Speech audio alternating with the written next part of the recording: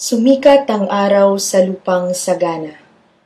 Humuni ang ibon, umagaspas ang pakpak ng lawin. Bumangon ng katutubo sa isang umagang kay payapa.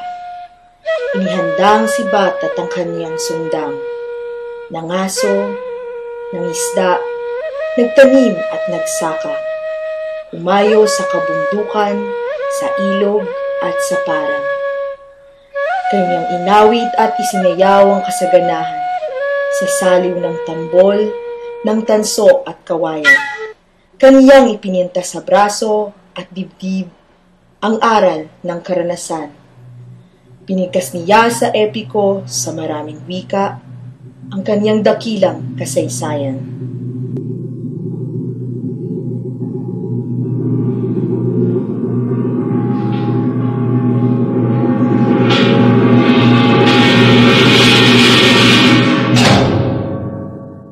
Kasaysayan na ngayon ang kapatunay na mula nung nagkaroon tayo ng mga presidente. So yung kalagayan ng mga katutubong mamayan, yung katutubong mamayan ng Pilipinas ay hindi umunlad.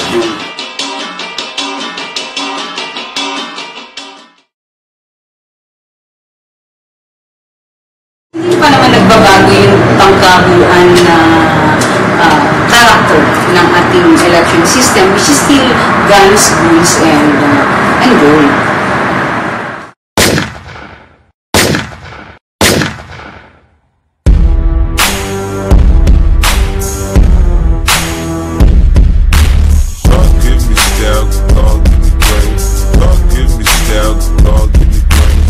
Kailan mayroong mga bagong mga nakaalam na taong gobyerno dyan, sila ba yung promoter halimbawa ng mga minahan, promoter ng mga tourism, at yung mga proyekto. So,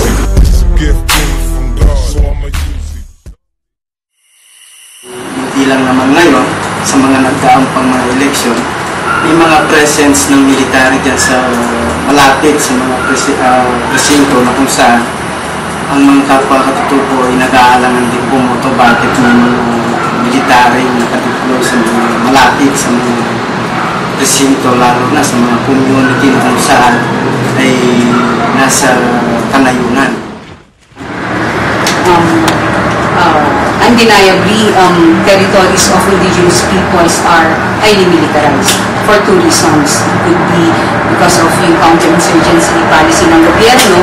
Ang pangalawa ay dahil sa usapin ng mga malalaking corporate interest at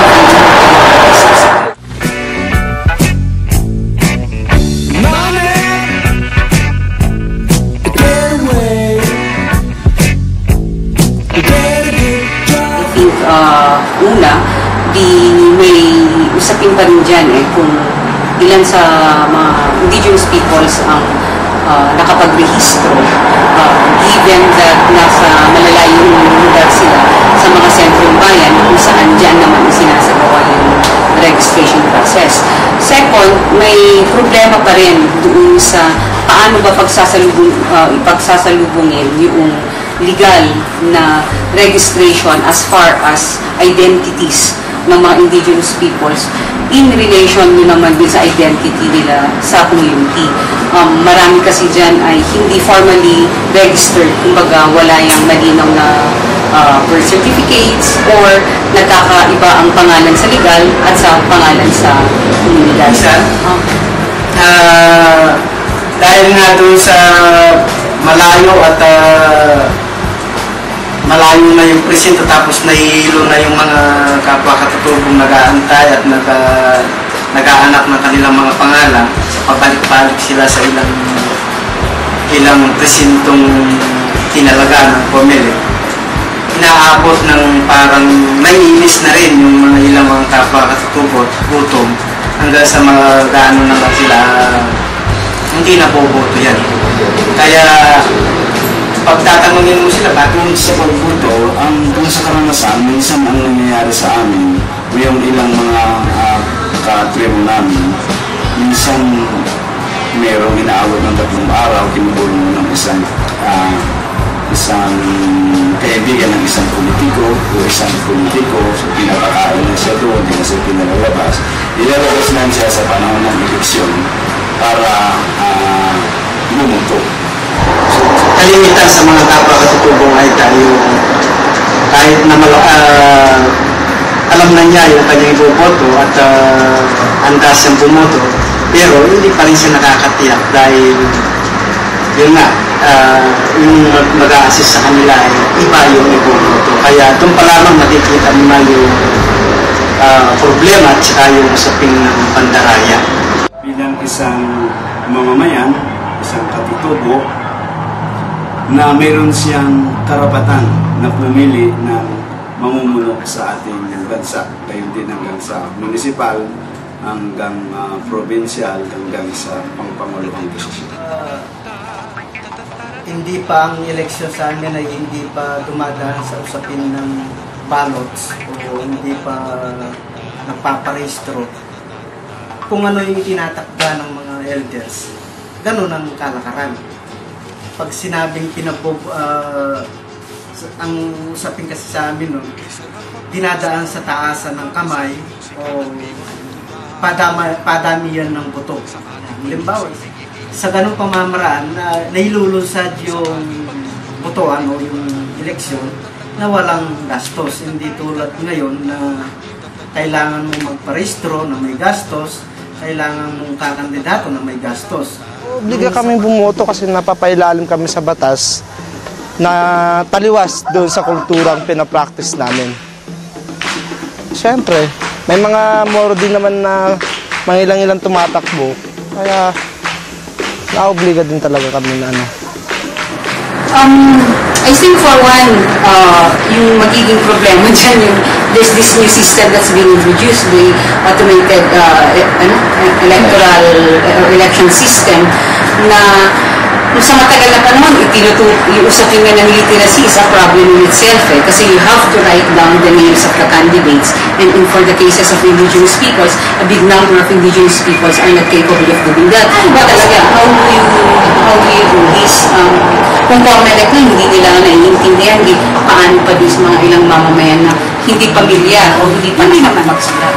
Sa tingin ko, dapat lang naman na yung system ng pagboboto ay pinapaunlad. At isang forma ng pagpapaunlad nito ay magiging automated. Yun nga lang, kailangan din natin isigurado na yung mga loopholes, areas na kung saan pwedeng pasukin po ng pandaraya ay nababantayan o naaayos.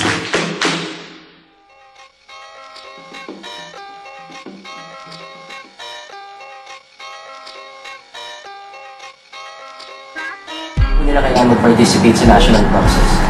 Well, I think for one, we might, indigenous peoples are distinct, ano?